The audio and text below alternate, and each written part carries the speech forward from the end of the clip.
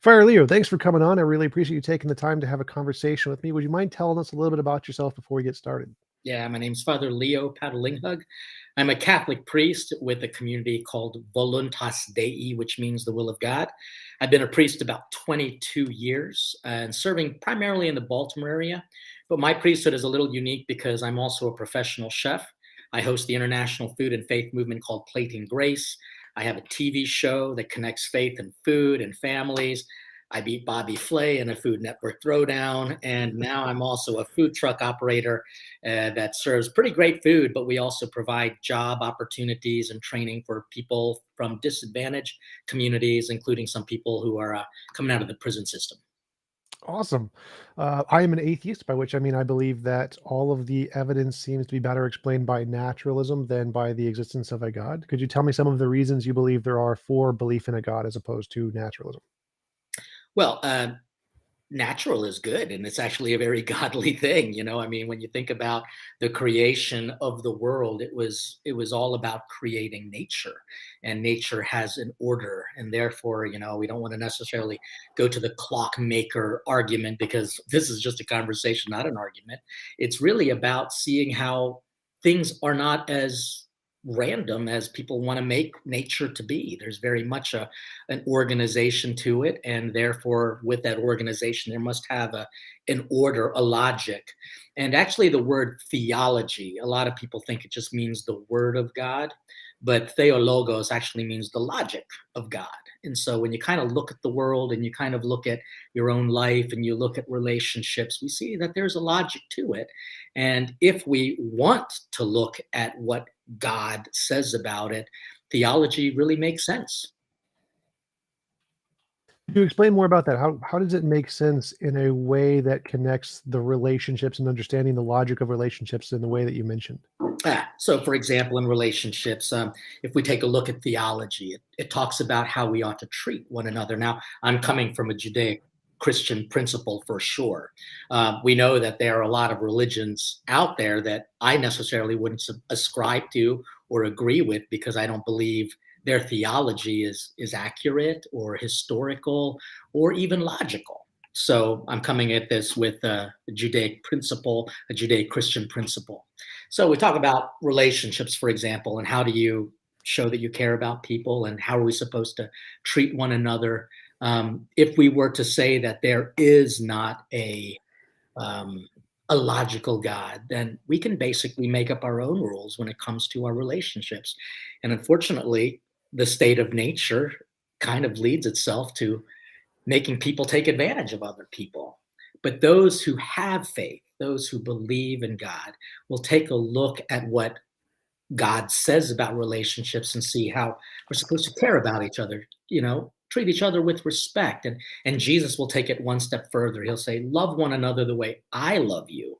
And the way Jesus loves us is by sacrificing for us, forgiving us, offering to us more than what maybe that person deserves. But that's what true love is. Even it's kind of interesting. If we were to take a look at nature and the idea of how we care for each other, theology provides a really clear understanding of different ways that we can understand the word love, for example. And that's what theology provides. So I would agree that there is this objective moral framework that we can use to ground our relationships and the logic of our relationships. I'm a moral realist. And so that means I believe in objective morality, even though I don't believe in a God. And most philosophers do. Like the Phil Surveys paper, largest poll of philosophers, shows that like 70% are atheists, but like 65% believe in objective morality. So I would agree that there is this logic behind how we should gauge our relationships, but I don't think we need a God for that. So why would you think that a God would provide this foundation as opposed to a natural foundation that the philosophers and myself tend to use? Well, tell me exactly what you mean by the gauge of that philosophers and atheists would use. Yeah, so moral realism is the position that there are objectively true statements, like that some things are moral and some things are immoral. So the way you treat people, this is the correct way. This is the objectively correct way. This is the objectively incorrect way. And those objectives, how are they determined? because you could go to different cultures and they can say that some some actions are perfectly okay while others aren't. Like, so which way do we go with that? Because it leads to a little bit of subjectivism. Yeah, so moral realists take the position. I'm a moral naturalist, so there's different versions of moral realism, but moral naturalism believes that there are facts in nature that we can use to determine what morality is. There's different versions. I think it's kind of like a law of nature, so it's completely independent of society. It's not based on culture. It's some fact about the way brains develop, the way consciousness develops, the way pain and suffering are features of the universe. And so I think that if we look at and understand the laws of physics, we can get an understanding of what is moral and what is immoral, objectively independent of any society. Okay, but that just basically says that there is a logical order, and therefore, where did this logical order come from? It could either be something that we all know collectively, or it's something that we could have kind of been put into us. And that's where theology says, God created us in his image and likeness. And so we have, in a way, a connection to the one who made us, and that connection is a loving one. And so, whether you want to acknowledge it coming from a supreme being, a higher power, or you can say somehow randomly we all agree, that it just seems a little bit more illogical to say that everyone from across nations, across culture and time, that they somehow are able to agree on something when it might not say be easier, because it actually requires us to step outside of ourselves and say that this natural order, this natural way to be able to approach relationships, that comes from a mind that is organized, a mind, a being that truly is loving. And we now have an example of it, especially for people who believe in Jesus Christ. So, from my perspective, I think that the reason we have this shared objective morality is because it's a foundation of reality, like a law of physics. Like, Sure. it doesn't really matter if we agree whether the law of gravity is there; it's there whether you believe it or not. And so, our agreement is a result of the fact that our brains develop in reality, and so uh, because they are a part of reality, they obey the other laws of reality. So the same reason we agree on math and logic, 1 + 1 = 2, A = A, the laws of logic. The same reason we agree upon those is the same reason we agree upon moral norms, because our brains are a part of reality. They are imbued with the properties of reality. So logic, math, morality, if these are fundamental parts of reality and our brains are developing in reality, then they will necessarily have some part of these things imbued in them. But it's interesting because, like, logic actually is sometimes illogical when it comes to relationships. So, for example, forgiving somebody, that's not logical. What would be more natural would be to take revenge. And we know that there are a lot of people who do it. To be able to help people in need, even though they can't necessarily help you back, that's not logical. That really is seeing something on a deeper level. So, for example, if an atheist were to do something kind and, like, collect food and give gifts at, say, Christmas, for example, it's interesting that it happens then and not just really throughout the year. But I always say that Christmas is a time when everyone becomes a little religious, or Thanksgiving, when they start becoming more grateful for things.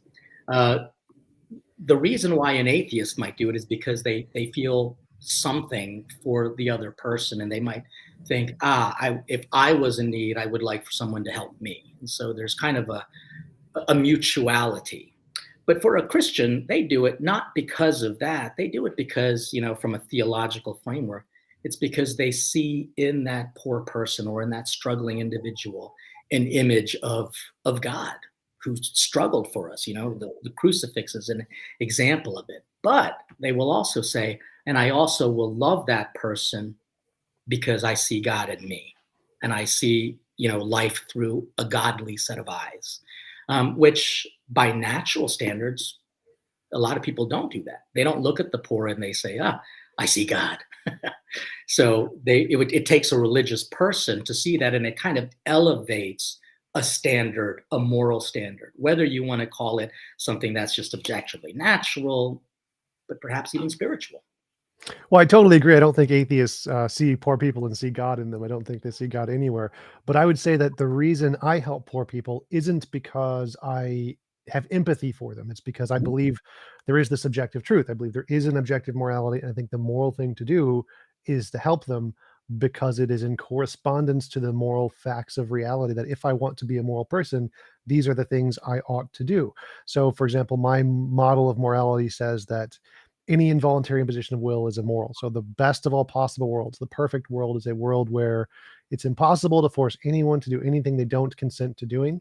And to try to move closer to that world, the best we can do is to try to lower the cost of living for as many people as much as possible. And so I'm working on trying to build an atheist church and buy an apartment building and then offer affordable rent in line with some of the organizations here, like the Noah Impact Fund, Naturally Occurring Affordable Housing. They buy apartments and offer them at affordable rates. And there are many atheist organizations that do these kinds of things because we think there is this objective moral framework, not because we think that empathy is the ground that I feel the same as the other person, but because we think this is the perfect way the world could be, where it would be impossible to force anyone to do anything they don't consent to. And to try to move closer to that world, we have to decrease the cost of living for as many people as much as possible.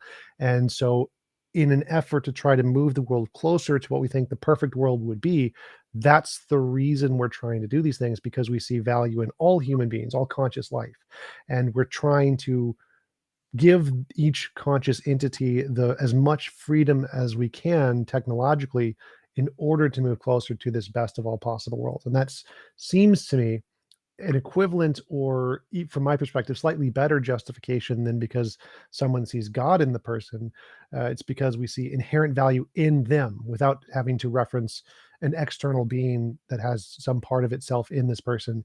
It is the person themselves that has the value. And I think in seeing the value in the individual without having to reference some external entity is a more moral framework than the only reason that person has value is because they have some part of God in them.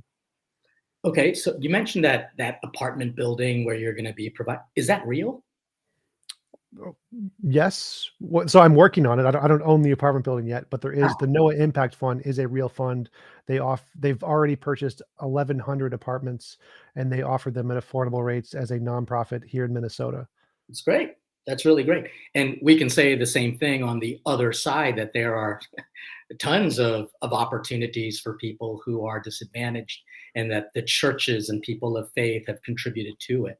And so I think what's interesting is that an atheist will look at that and say, okay, that there's, you guys do good, but your problem is you believe in an invisible man in the sky. And somehow that makes a person bad. Where a person like a faith will actually look at things and say, okay, great. It really is in how we live our life, how we treat one another. What is this moral code that you ascribe to? And we are ultimately going to be, quote unquote, judged by our actions and by our lives. And so we can actually look at an atheist doing good work and say, good for you. You know, God bless you, and move on. But there always seems to be a desire for one side, namely someone who wants to always challenge religious belief and say, you're doing good work, but you're all just kind of stupid and dumb because you believe in the invisible man above. So part of me sometimes wonders if there is this great moral code, where's all the evidence of it being done? You mentioned that there are 11 properties being purchased. This is kind of news to me. I don't see a lot of it everywhere else. It's not as ubiquitous. But 1,100. It's 1100. 1,100. No, that's great. No, that's perfectly good. I've not heard of these things before. And when people go to these places, what happens afterwards? Because I mean, I'm actually genuinely interested. I'm not sure what you mean. So, What do they do there? They just provide housing, or do they yeah, share? yeah. So the Noah Impact Fund, all they do is they buy apartment buildings and they offer the apartment buildings at affordable rates that are like half the standard going rate of the area. So they just say these people charge too much. They make millions of dollars because apartment buildings are extremely lucrative and become a millionaire very easily off of them. And so they purchase the apartment building as a nonprofit and then just cut the rent in half essentially. And it's like, okay, so now people living there, you don't have to pay as much. And they just are in their because they're a nonprofit, they have a set of doctrines are essentially of what the goal of their organization is, and they have to abide by those. Mhm. And their doctrines state that they have to keep this at an affordable rate, and so they will always keep it at an affordable rate as long as the company nonprofit survives. And so that's what they do, and they're just a housing project. There's many joint other kinds of projects, but the Noah Impact Fund is just a housing project. And is there But again, criteria for people to be able to, become part of that? I mean, what's the standard for it? um, no, I don't think there's a criteria, and there might be for like a prioritization for low income, Mm. but you just apply to try to get a housing there. Like you just apply for housing just like you do Uh-huh. anywhere. Yeah, and I mean, obviously, that's a good and positive thing.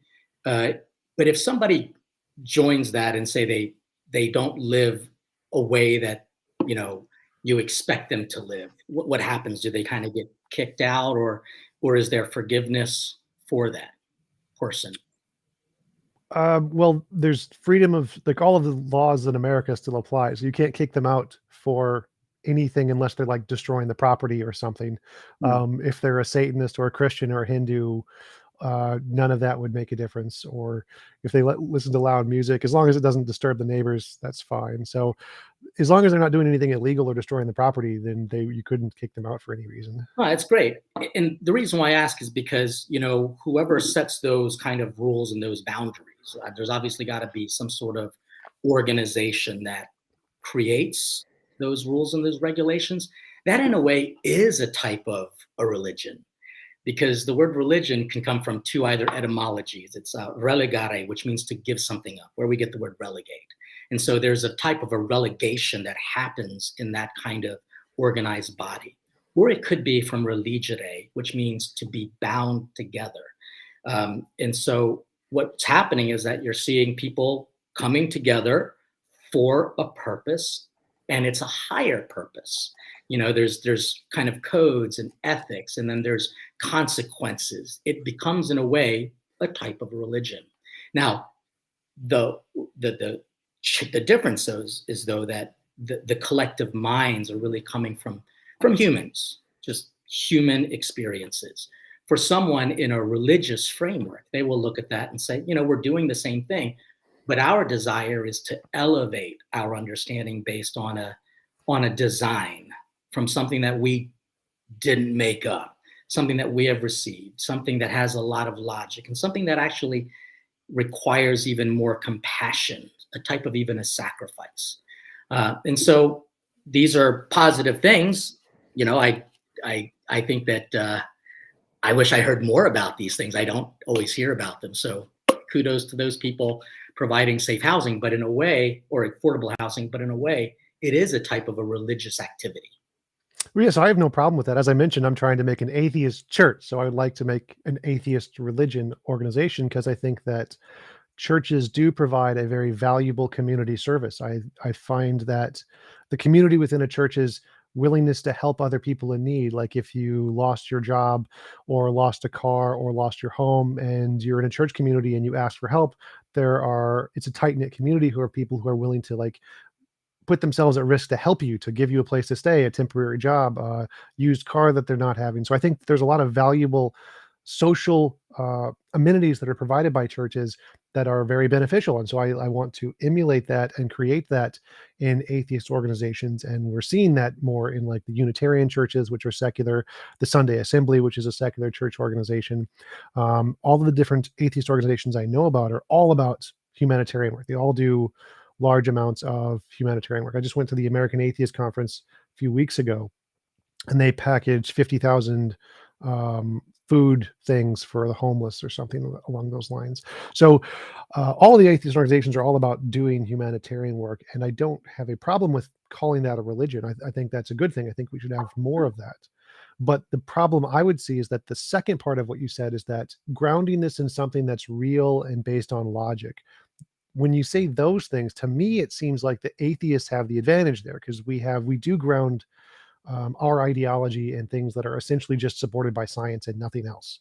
But it seems like the religious perspective goes beyond that and adds in things that don't have any way to differentiate the imagination from reality, which is my definition of evidence. So it seems like you're going beyond the evidence and beyond the logic when you bring in God-based beliefs. And to me, it seems less moral to, um, as you mentioned, see God in another person, and that's the reason they have value, is because you see God in them.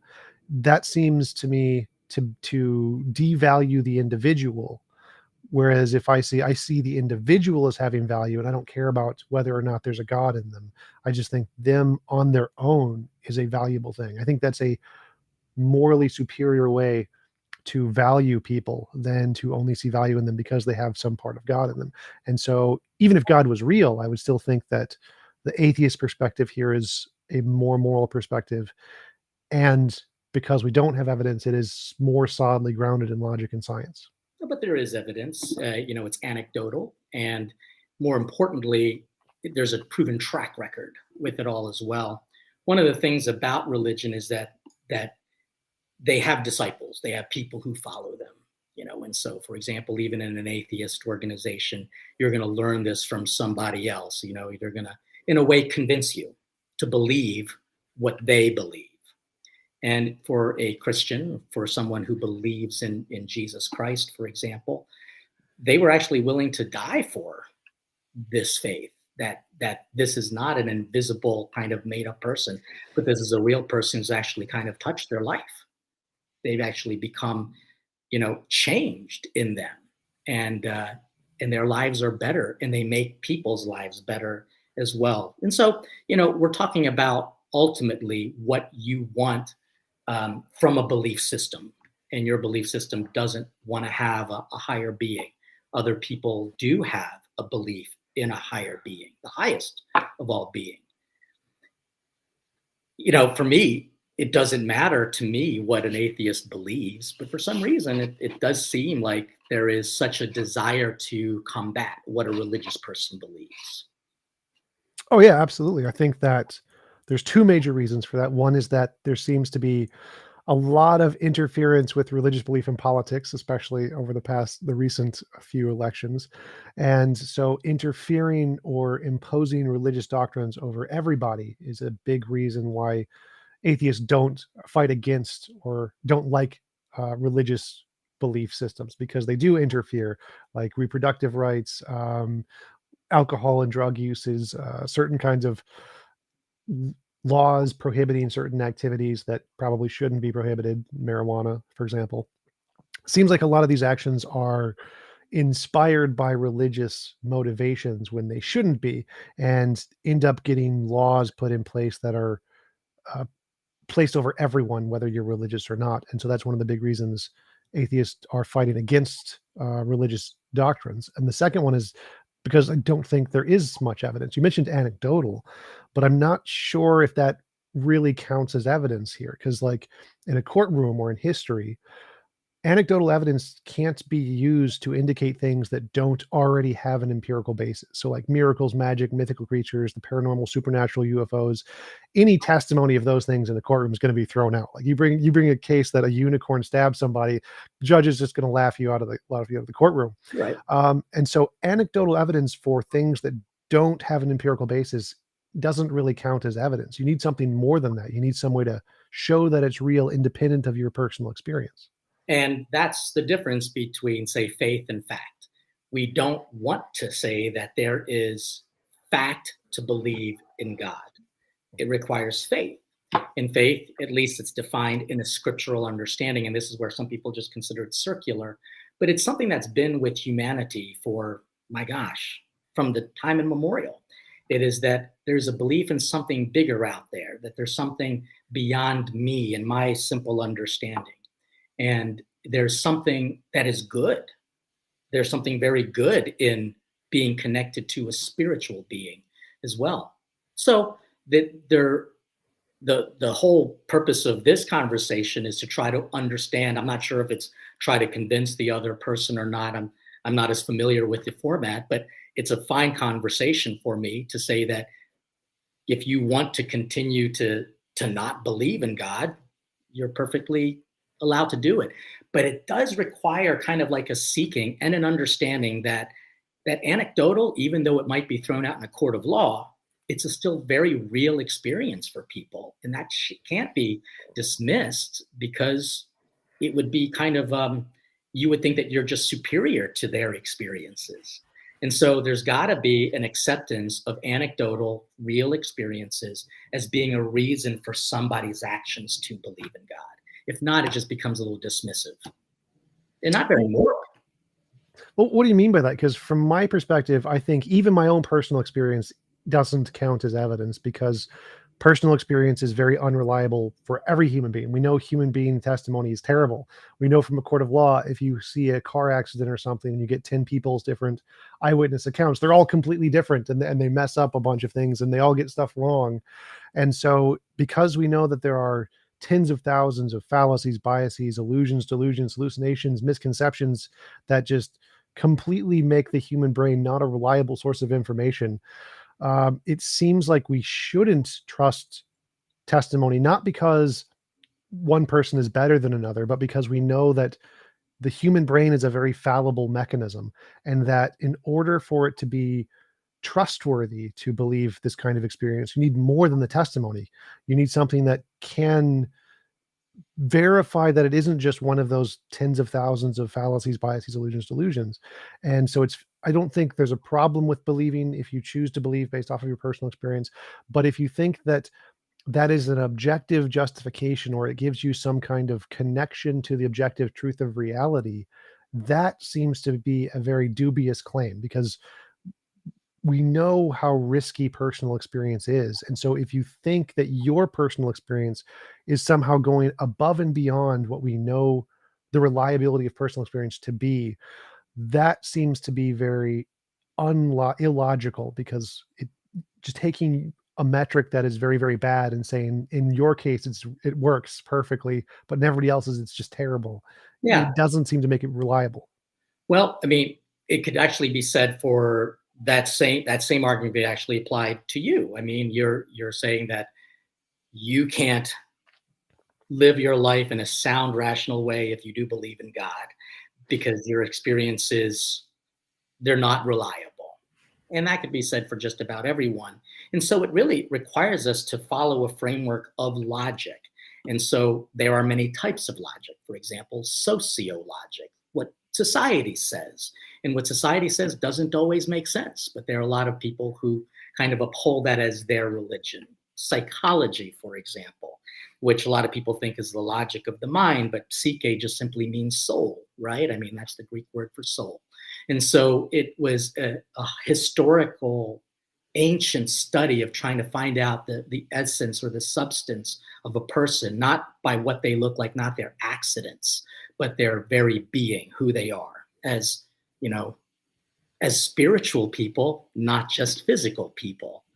So for example, there could be somebody who doesn't have a lot of motor functions, but their presence kind of evokes a spiritual relationship that you can have with somebody in that regard.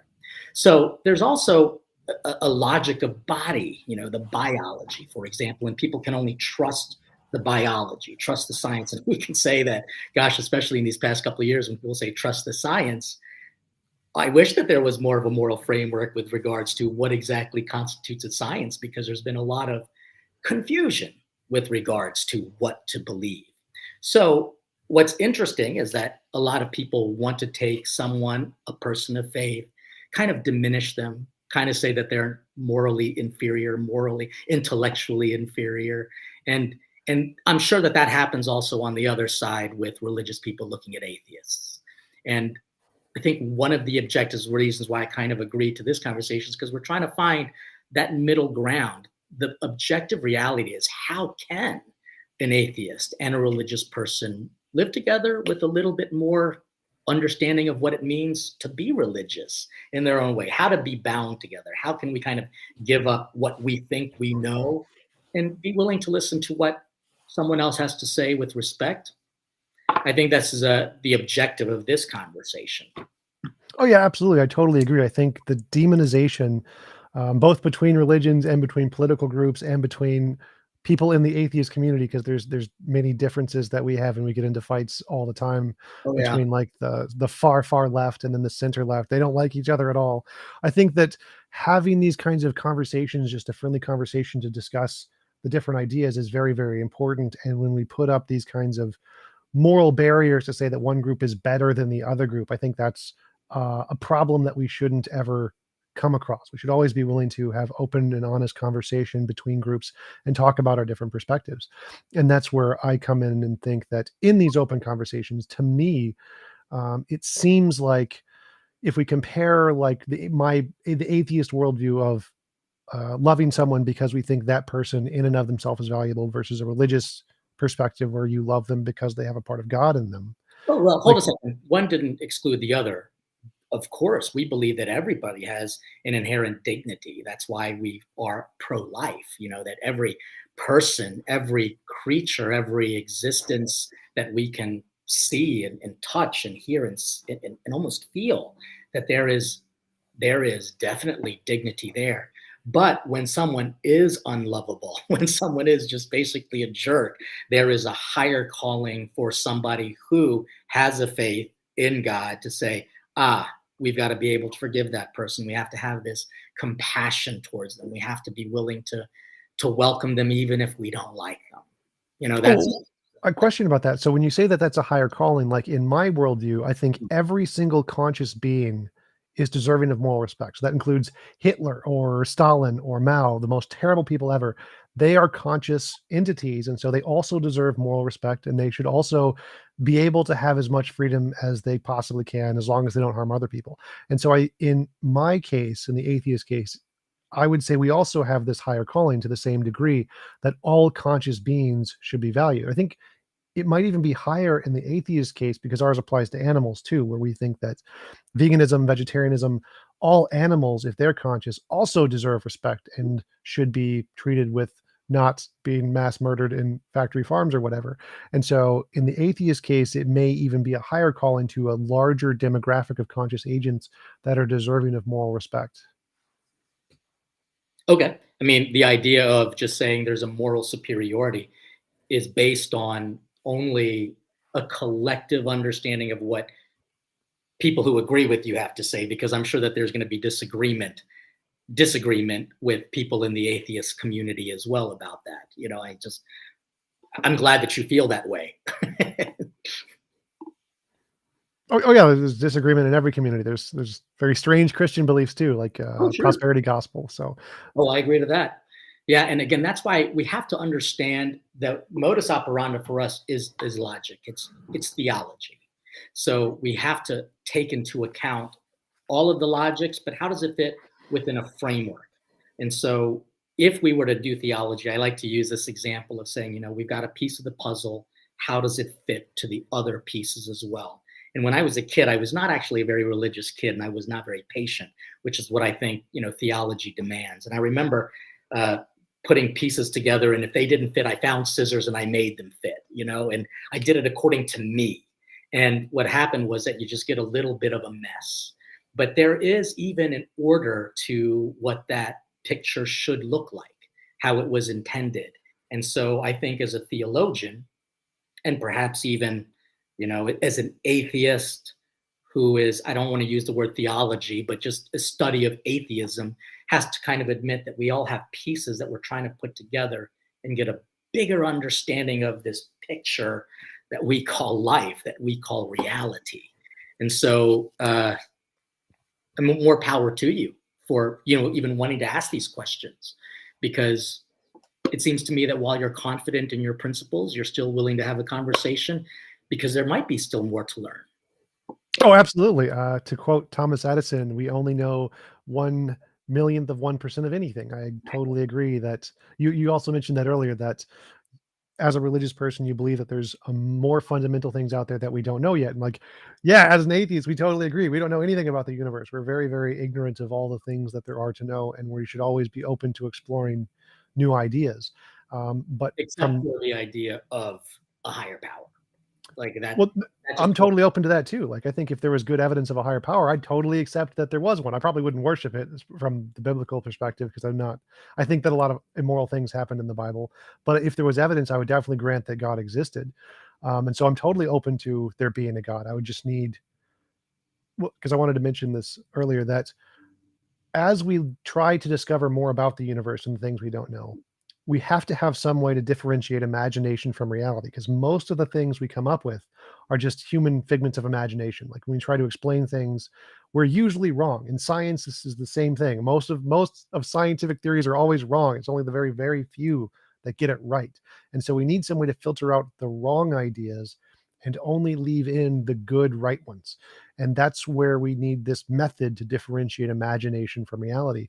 And I think that when we have this method, religion doesn't pass the test. Religion can't justify that it's more than just imaginary. It seems to be on the same playing field as any of the other imaginary things that we have in the world. And so I don't think it's logical to believe in religion if you think it's supported by evidence. Yeah, It, but there has to be a level of accepting that religious experiences, a religious person, that they are also very real. Like, so for example, Jesus Christ, he was a very real person. What he had to teach was very real, and what he has done, in the effect of people's lives, is very real. And so that becomes a tangible thing. Again, there is no evidence that can prove faith, because faith is not supposed to be fact. It's not supposed to be looked at as a 2 plus 2 equals 4, although there are even now just some people who think it doesn't equal 4. So it's interesting that, we mentioned at least pro-life, and protecting an unborn child, where people would say, well, it's not valuable. But if a cluster of cells was found like on Mars, I guarantee you there will be an effort to try to protect that life, just to see it. And so when I look at these things as anecdotal and very real, we don't want to say that we have facts, but we actually have something called credibility. There's a credibility of revelation. In fact, that's the name of one of the courses that we had to take. It was about how God reveals himself to his people, and how over time we're getting more and more information on how God operates. So we don't know it all as well. While divine revelation is full and complete, we're still putting the pieces of the puzzle together. so, from my perspective, there seems to be a contradiction between what you said about building a logical framework and adopting faith. To me, those two things seem to contradict one another, because to build Okay, let a me just make sure logic, I understood that, because my mind just went. You said the two contradictory things were what again? the building a logical framework, the logic that you mentioned, and the Okay. faith that you Okay. mentioned. To me, those two things seem to be contradictory, because to me, a logical framework is one that is in correspondence to reality, one that follows the evidence wherever it leads. And then if you go beyond that and you add in something that doesn't have evidence, which seems to be required for faith, then you're going beyond the logic. You're adding something in that is illogical, because anybody could do that in any mutually exclusive directions. If you say that there's no evidence that could indicate one direction over another, and you're going beyond the evidence, when someone could go beyond the evidence in a different direction, and they would be equally as logical, which would be illogical. So, because to me, the logic stops where the evidence stops. Well, the logic that I'm talking about is actually theology, which again, an atheist wouldn't agree with anyway. They would think that its premise is completely flawed because the person who created that theology doesn't actually exist. And so it would be impossible to actually have a conversation on that plane, because theology is what I'm basing my understanding of faith to be. It doesn't come from a worldview. It comes from a human view. It comes from a supreme being view, in that it's being revealed to us, which helps us to act in a way that is according to theology, not biology or psychology or sociology. But it does require those different forms of logics to have a conversation together. And to be able to say that interestingly enough, the way the world operates is sometimes also very contrarian to theology, if that society is not religious or faithful or believes in God. But biology, it's interesting. It does have an order. Now, there are certainly some anomalies to it, but there is a logic that is pretty darn fascinating. And And if we think that that kind of came about as just of random, molecules coming together, that's pretty unbelievable. So to know that there is biology containing theology, that makes sense. How is that different from the like God of the gaps of we see lightning, we don't know. It's very, very strange to us because we don't have any analogy to it in our world. And so we say it was created by Thor. It's easy for us to say there's this really cool, unexplainable phenomenon that we just have no analogy to or how it could possibly be made. We just don't understand it. But it's easy to say a big, more powerful mind did it. Yeah, That's intuitively easy to us. How it's is a it great. different in the case of biology here versus lightning and Thor? Well, I mean, it's interesting that scientists are still learning things about the body. I mean, that they're just some pretty amazing things. I just read an article about how, I mean, I don't want to take this subject off, so remind me if I forget, about Plato's allegory of the cave, which you, I'm sure, are familiar with it. One person was limited in their experiences. They thought the shadows were just real until obviously they're actually brought and exposed to things, which is what, in a way, religion tries to do. And in a way, atheist says there's nothing new to explore. So it kind of cuts it off when it comes to those beyond our reasoning. Like, so this is I don't know all the technical terms, but there was a woman who came in. She was like 70 something years old, and she she reported pain in her hip. And when they kind of did an image scan on it, it was actually a baby in her womb that literally her body turned it into calcium, turned it into a bone because she didn't know that she was pregnant, and she had complained. She lived like 70 years with this very unique thing, and doctors are still kind of amazed about what the body can do and its abilities, which really, I mean, it's mysterious. That's all I can say. It is mysterious. We don't know it all. In a way, both you and I, including all of the peoples who are, making comments, we all don't see everything perfectly. There's still more to learn. That's why one of the great theologians, his name is Anselm, and he gave at least a proof, quote unquote proof, for God, and his proof was, faith is seeking understanding, even though we don't understand everything. We know that there is a way to seek it. If our minds can imagine something greater, and then imagine something even greater than that greatest thing, then that is God. So like if our minds can comprehend greatness, but something even greater than that greatness, then that is in a way our minds being able to understand something so immense as like the creator of the universe.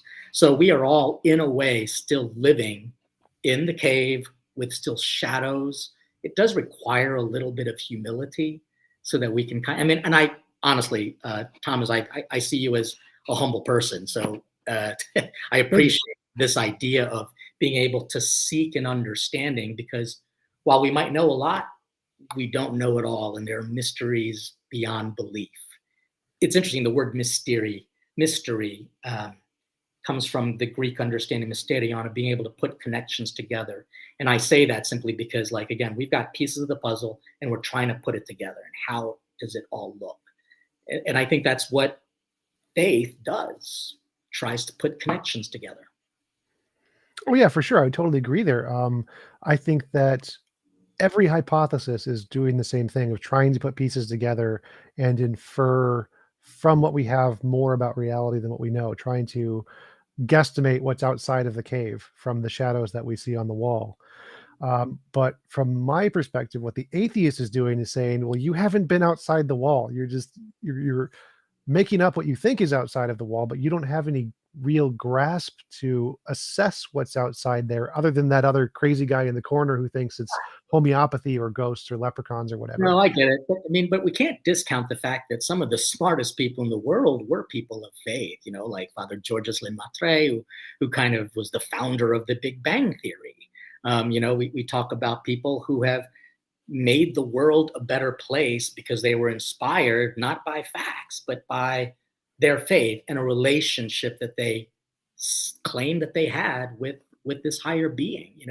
People doing kind of almost miraculous, unexplainable things. But if you look at it in the lens of theology, then you can see, I can see how those pieces go together, and how what you did, which was kind of contrary to many things, made this world a better place, a good place. So, again, what I don't want to do is to support anyone who says that atheists are dumb people. I never would ever claim that. But it does seem that there is a side in atheism that always just kind of diminishes the intellectual contributions of people of faith. Contributions not just in the intellectual realm, but in the arts, in architecture, and just kind of building up culture. There's a lot of good things, and maybe a good stepping stone for us would be, while we might not agree, we should be able to recognize, appreciate, be grateful for the contributions that both sides might bring. Again, I've not heard of that very unique housing experience or how it was organized by atheists. I think it's fantastic and well worth needed for sure. Oh yeah, absolutely. I think there's many valuable contributions that theists have contributed to reality and our lives and society and culture and art in many ways. I think Jews specifically are phenomenally brilliant. They have a quarter of all Nobel Prizes, and they have 0.2% of the population. They're absolutely amazing. But I don't know if the level of their intelligence and their contributions to society give them any more insight into the fundamental nature of reality. I think that the fact that they do good for the world is great, but that doesn't mean that they are more likely to be right when they think they know what the fundamental nature of reality is. I wouldn't count their kindness and contributions to society as evidence for their theories of reality. Sir Isaac Newton, he was a theist, and he had some of the greatest mathematical contributions to any human has ever made ever in the history of humanity. And he also believed in alchemy, so he believed you could turn iron into gold if you combined it in the right way. He wrote more books on theology than he did about mathematics, but he's not remembered for any of those books. Most theists don't even agree with most of the things he said in most of those books. Like, he had very limited experiences. Again, we're all still living in the shadows, seeing glimpses of facts, glimpses of reality. But I think one of the things that might need some clarification is that our objective, a person of faith objective, isn't trying to prove that God is real. That's not actually one of the objectives. It's to live in a godly way so that God is really experienced through that person. So that person, in a sense, I don't want to say becomes God, but becomes a reason to know God, to love God, to believe in God. We don't have any desire to prove it, because again, you just can't do it. They say, there's for people who don't believe, there will never be enough evidence to believe in God. And for those who do believe, you don't need the evidence, because faith is a different level of thinking altogether. And certainly you might want to say that it's not realistic. And I would agree with you on that. But it is still real. It is still very real, a real way of thinking. Now, does that mean that those people should be making big decisions, especially if they're illogical? I mean, my gosh, there are some people in congregations that I've met where I'm like, yo, you just need to kind of read a book here and kind of think this through. But that's where theology, as kind of like a measurable way of logical thinking, can be very helpful. A lot of people are spiritualists or well-meaning, intended religious people. But really, what I'm trying to encourage people to be are theologians. So even an atheist can still study theology as an actual dictum, as an actual scientific, logical study. Disagree with it altogether, but still understand the theological principles. Whereas a religious person coming to church, they're not always theological. They're just kind of well-intentioned. They just go because it makes them feel better. And I can't fault that. But if their actions are starting to take them out into just kind of acting wacky and weird, we need to talk about that. We need to just sit them down and get quote unquote real about God and religion. So I don't know if any of this is helping you or the people. I mean, that your audience. I do have to ask, like your audience, the majority of them are they there to actually listen to the conversation or just kind of prove that they know everything? Yeah. So social media chats are all more about reaffirming your own beliefs. So Okay. ignore the chat. There's a Oh no, no. meme I mean, it's on. like there was only a couple times when I glanced over, and some of them are really kind of they don't practice that morality that you say atheists should have. Yeah, so in social media, there's a motto: ignore the chat because the chat is cancer. It's all just about emotionally reinforcing your beliefs. That's what it's for, and it gets lots of views, so it's Oh important. yeah, exactly. But yeah, Understand it completely. so I totally agree that the value of studying theology. I've spent quite a great deal of time studying theology. It's probably what I've spent more time studying than anything else. But I think that the conclusions that you get to, the values, the most important things, the conclusions you can get from theology, you can get them from other directions, and I think you can get them better from other directions. Can you give me an So example of one of them? Because I mean, I seriously would just love to know what you mean by that in a practical, concrete way. sure. So like my moral model says that the best world, the highest moral world is one where it's impossible to force anyone to do anything they don't consent to doing. I think that coming to that through understanding moral realism and moral naturalism is a better moral system than the moral system proposed in Christianity. For example, I think that many of the doctrines in Christianity are very immoral. Many of the things that God did are very immoral. The kind of world that is prescribed in Christianity seems very immoral by comparison to these things. So I think that we can get to this better standard from a different direction than trying to go the theological route. So I think like the Okay. theological route would be like Newtonian mechanics, F equals Okay. ma. I kind of had a little bit of a question about your original premise that the highest moral kind of order would be not being able to force someone to do something, that they can't do something if they don't want to do it, um, which is kind of interesting because that leads to a whole host of subjectivisms. You know, it means that people don't have to obey laws. They don't have to pay taxes. They don't have to do anything if you don't want to feel forced to it. Whereas, so in a Christian framework, you even see Jesus doing very specific things, saying, while you're on this earth, you still have to kind of follow the authority of human rule. You know, I mean, but there's got to be a deeper meaning for it. And so while we have to follow sociology, look at it through the framework of theology. So I can't stand paying the taxes that I pay. I mean, it's like unbelievable, but I do it only because I don't want to be a jerk. I don't want to be a criminal. And I also want to be a good example of that theological principle. Being able to respect the moral, excuse me, being able to respect the authority of whoever is in charge right now, but knowing that, gosh, I don't have to agree with them.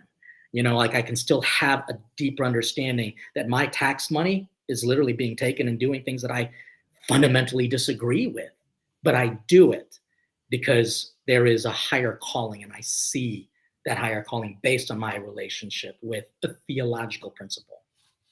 Yes, I totally agree. Taxation is theft. 100% agree on that one. But yeah, so I think that we have to do many things that are pragmatic but wrong. There's like this really great example of a moral problem in philosophy called the trolley problem. So there's this trolley coming down the tracks. It's going to hit five people. You're on a switch. If you pull the switch, it's going to go down a side track and kill one person. Should you pull the switch? Sure. Now, if you pull the switch, you're killing a person, but you're saving five people. So you're doing a bad thing, an immoral thing, but doing five moral things, saving those five moral lives. Yeah. And so we have to do some bad things that we shouldn't have to do because this world is a fallen world. I agree that this world is an immoral world, that there are natural evils that we have to overcome.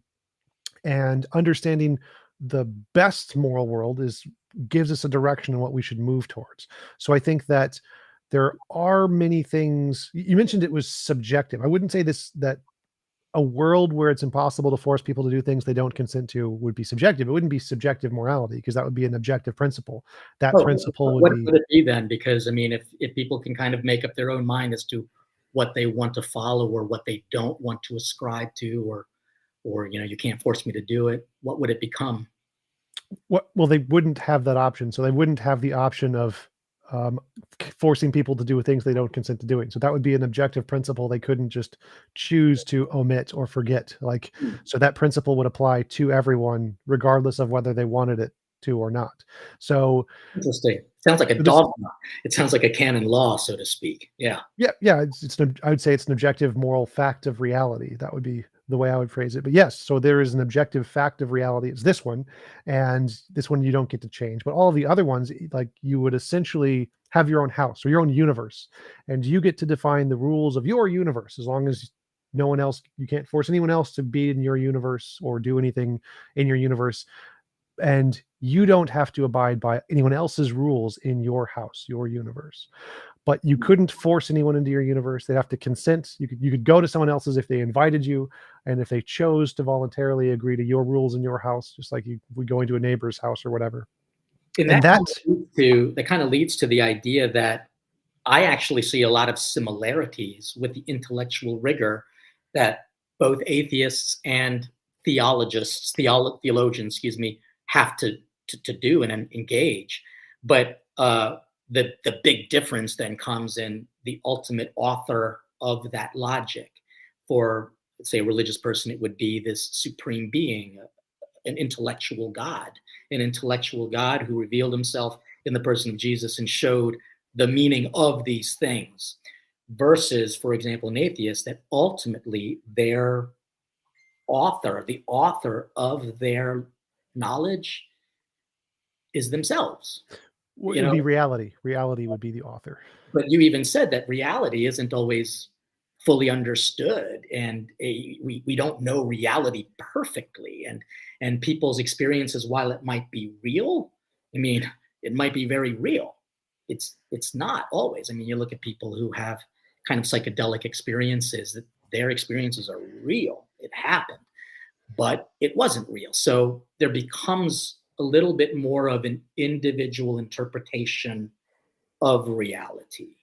Oh And yeah, absolutely. So I would totally agree there. I think that the atheist and the theist are in the same position there. Like, we don't have direct access to reality to know exactly what reality is like, and the theist doesn't have direct access to God. You can't like know God's mind. which And is so why we we're have to both have, Muslims too. absolutely. And so we have to have some kind of a method to try to get as close as possible to what we think the objective truth is. And when we compare those methods, to me, it seems like the atheist has the advantage. The atheist method of science, novel testable predictions, is a very good method to filter out all of the subjective, imaginary parts of the ideology and only leave the objective, logic based evidence, really reliable foundations. But I don't see that in theism. I don't see, from my perspective, a way that filters out those subjective biases from the religious worldview. It seems like there's a brain study that was done that when people talk to God or have experiences of God, and it's measured in a fMRI, the part of the brain that gets activated is the same part of the brain that's activated when you're talking to yourself, when you're asking yourself questions, your intuition. And it seems that that internal subjective mindset that is ingrained in who we are seems to be reflected in what people think God is. And there, it doesn't seem to be a reliable method in theism to filter out those subjective biases, where there does seem to be a reliable method in atheism to filter out those biases. So which I would is say, which is why we have people who are a little bit more expert in the theological language, people who are a little bit more experts in kind of like spiritual theology, for example. And it's interesting too, because Hopkins, which is right up the street, did a study on people who either believe in God or don't believe in God, and there was that marked improvement in people who had a higher power understanding in their health, in their kind of recovery. And it's kind of bewildering to them, because while it might be kind of talking to themselves, we can actually say from a theological point of view, it's because God has placed himself in our very essence, in our very being, our soul, our psyche, where we get psychology, is innately part of who we are, that makes us have a connection to God. And so, for example, when we look at, say, Mother Teresa, like, no one can, you can say that she's an idiot, but she's hardly an idiot. I mean, she's done some amazing things. I've actually met her a few times, and she has said some things to me that made absolutely no freaking sense whatsoever. And only after a period of time and after real experiences did I understand, oh my God, she was speaking on another plane. She was actually addressing things on another level, which is quite mysterious, but it made perfect sense when in that right time I saw that piece of the puzzle. I said, maybe it fits there. And it was kind of like a bigger, overwhelming experience. And the only thing I can do is just say, thank God for people who keep putting the pieces together and helping us to put the pieces together. And that's where I think religion and atheism can have that conversation, is putting those pieces together. Oh yeah, Mother Teresa is a great example of the difference, I think, between atheism and theism. Like Mother Teresa has said multiple times that her goal isn't to eliminate suffering, that she likes suffering. Suffering is a tool that God uses to help people to grow, essentially. But from the atheist perspective, suffering is bad. We need to eliminate suffering. We need to try to make people's lives better. And in that context, it seems like the atheist perspective is more moral here. We're not trying to allow people to suffer to have some kind of personal growth. We're trying to help solve people's problems. We want you to have as happy as a life as you Right. can. But see, And that's kind so, of logical, because part of being human is suffering. I mean, the word human means dirt, from humus humilis, humility. And so it just means that if we are humble enough, because we are human, we're going to have to accept suffering as a reality, because if not, then people will have no passion. And see, what we got to do is look at that word. For example, the word passion, which you have, and which I certainly have too. The word comes from the verb patior in Latin, which means to suffer. So people who are passionate are willing to suffer, and they see it as a good. Whereas an atheist might look and goes, no, all suffering is bad. A religious person can say, no, there is a purpose. It gives us a reason, a purpose for living. Like, my gosh, I look at the passion that is required for parents to raise their kid. I mean, my gosh, some of these kids these days are just terrific. The only reason why they make it to their next birthday is because mom and dad are willing to suffer. And that sacrifices that they make, hopefully, make a difference. well, I'm not sure I would agree with you there. You said without suffering, there's no passion. Like Well, that's what the those, word means. I mean, I'm just talking objectively about what that word means. well, yeah, Passion but the does etymology of the word is irrelevant from the fact of no, what it it's not. refers to. You're using it. Because if you only see suffering as a negative but don't understand its root word, then you don't have a full understanding of suffering. We have to understand that the meaning of a word matters. Passion means suffering.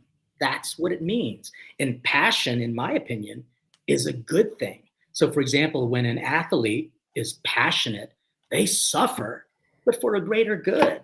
And they put their bodies through all types of torturous things. That's a horrible thing. But what is the end goal to it? It's the achievement of a gold medal, and obviously honors, and a lot of money, maybe. So we have to be careful. And you say that etymologies don't matter. No, they totally matter. Totally. So a few things there. One is I don't think all suffering is bad. I only think involuntary suffering is bad. So if you don't want to suffer and you're forced to suffer against your will, that's bad. But if you choose to suffer like an athlete, that's fine. But secondly, etymology, I really don't think it matters. I think there's a term for it in philosophy. It's called an etymology fallacy. The original meaning of the word is irrelevant to the fact of the matter, because the origin of the word doesn't reflect what it corresponds to in reality. For example, suffering corresponds to a specific brain state. It is a thing in the brain.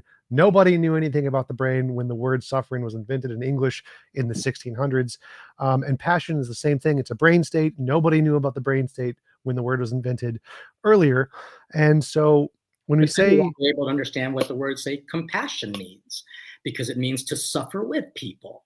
And when you talk about this fallacy of the etymology, it's interesting because the word philosophy just means lover of wisdom. Why would we disregard the wisdom of what an original word is? And I think that's unfortunately what happens in today's world. We are making words up and making up meanings to different words, and it's leaving everybody very confused because they subjectively are able to determine their own future, and they almost kind of make their own dogma, which simply means definitions of things. They make up their own canons, which basically means guiding principles. And so that's unfortunately what happens if there isn't a greater good, a greater understanding. So, for example, you're right. It might not mean that much for people because you talked about involuntary suffering, But a person of faith can actually look at involuntary suffering, for example, as like, I don't know, some sickness or some disease that that they have, or some disability that they're charged with, and they can see it as a good. They can actually see that there is meaning in all of that. And that's what kind of inspires people. And inspiration, which is very interesting, it's not factual, but it is real. It is very, very real. Well, I'd say that what inspires me is the suffering to try and end the suffering. I think the suffering is the problem, and I'm inspired to try to end it. And I think the world will be better without it. But going back to what I was saying earlier, How have you done with it? what? How have you done with that, ending people's sufferings? Well, like I said, I'm working towards building a church and lowering the cost of living to minimize the suffering as much as possible. And as a human race, we've decreased the amount of suffering a huge deal by increasing the quality of life in many different ways. But I wanted to mention earlier, like, again, suffering is a brain state, passion is a brain state. We can literally disable those two in the brain independently. They're completely separate things. You can absolutely can prove for a fact you can have one of those without the other. And so there's no connection between the two. You don't need suffering for passion. You don't need passion for suffering. And so I don't see. Well, I would really challenge that. You don't need passion for suffering, but again, they're the same word, and it does seem like you're trying to negate the reality of what it means, because this is one thing that makes Christianity, at least monotheistic religions, different from all other type of religions, is that there is actually a value to suffering, and that suffering actually opens up meaning, opens up opportunities. That's why, like for a Catholic, the center of their worship is a dead man hanging on a cross. That's disgusting, but there is meaning to it if we're able to look at that, not through the lens of just a human who wants to avoid suffering, but through theology. What does God say about suffering? And so it gives people meaning, and that meaning, while it might not be proven like it's 2 + 2, it is very real. Real enough, at least, for Hopkins to do a study on what people of faith are able to, how they're able to kind of recover more quickly and have a more positive spirit in the midst of their passion. Yes, I've read that study, but it only applies in countries that are majority religious, because the reason that they heal faster is because having community decreases stress levels, and stress levels decrease. Forget what the cortisol, and cortisol inhibits the immune system, and so if you have less cortisol, your immune system kicks in and you heal faster. And so if you measure this in secular countries, they actually heal faster they equivalently heal as much as non-religious people if they have the same level of community. And so the reason that secular people in America don't heal as fast is because they don't have as much of an accepting community. So it doesn't really have anything to do with the religion. But again, the meaning of the word here doesn't seem to make a difference. I think that the way because all definitions are made up by people. You mentioned that we're making up definitions. Like, Oh, yes, too bad. yes, we are. But all language is ambiguous. It's literally a feature of the natural ambiguity of language, is the technical term in linguistics. All words are made up by people. They're all arbitrary. Absolutely. But that's therefore very indicative of, like, for example, saying real and factual and proof and all of those things have therefore possibly very open-ended meanings of things.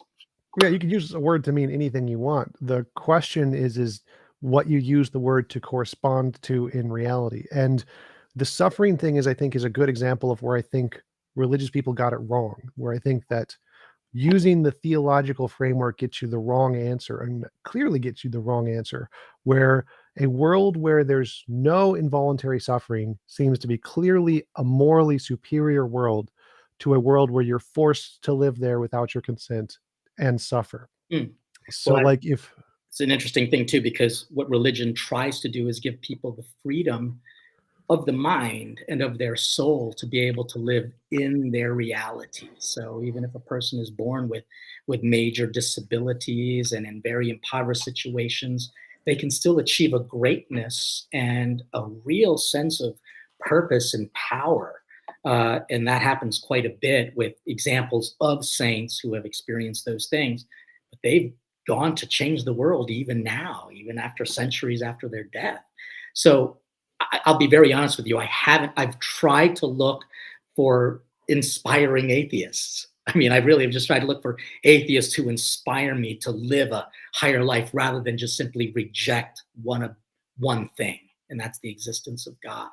And I'm inspired by this conversation. I do have to ask, because I do have some appointments. I thought this was only about an hour of a conversation, so I don't want to cut it off, but I do have other appointments. In fact, I've got to do some training for our guys so that they can be good servants of our food truck food. And if ever you're in the Baltimore area, please come by. I'd love to be able to treat you to a meal. But, Absolutely. So I'm just kind of calling to mind our time frame here. Yeah. I apologize for that. Oh, no problem. I absolutely want to be respectful of your time, and I think I'm going to do the best I can to be that atheist who inspires you. And so I will look forward to that. I will look forward to that. But maybe you can tell me, is there an atheist who I should look at to get inspiration and not just simply be angry at believers? I'm sure there's a number of them. I usually look at the organizations rather than the individuals. I think that the organizations who are all doing all humanitarian work, like the American Atheist Conference, who just packaged 50,000 meals for the homeless, was a good example. I look at the organizational effects more than the individuals. Oh, that's interesting. So we'll look at their church and the atheist doctrines and atheist kind of canons and principles. So it is okay. So I'll definitely take a look to see that. But one of the ways that you can prove that an organization is real, really doing a good job with it, is by looking at how the individuals live their life. You're one example of a guy who actually is just trying to show that moral kind of hospitality, so to speak, to other people, especially religious people. So I would certainly appreciate having dinner with you more than some of the people who are on these chats. Although maybe if I can cook for them, they would just kind of like shut up and listen because the food is good. So one of these days, Thomas, we will meet at a table and we will have fellowship and communion, and we might even experience a spiritual reality. How to care for each other, how to love each other, how to be a socio friend to the other. I always tell religious people, I say, if you go to heaven and you're sitting next to the person who you hate the most for all eternity, then you ain't in heaven. What you've got to do is practice and put the pieces together so that you can have that peace on this earth, so that you know that you're at least heading in the right direction. That's at least my thoughts, and I'll shut up and let you end your show. Yeah, absolutely. Thanks again for coming on. I really enjoyed talking with you. Do you want to give a shout out to where people can find you or any of your work? Honestly, if they just Google Father Leo, they'll certainly find it. And platinggrace.com is where everything is hubbed. And again, thanks for this opportunity. And please don't let this be the last time we talk. I really thoroughly enjoyed this conversation. Oh, I fully plan to come meet you so you can cook for me. That is totally a new goal of mine. You are welcome. Absolutely. Thanks again for coming on. Really appreciate it. And I will let you go. Cheers. Peace. See you later.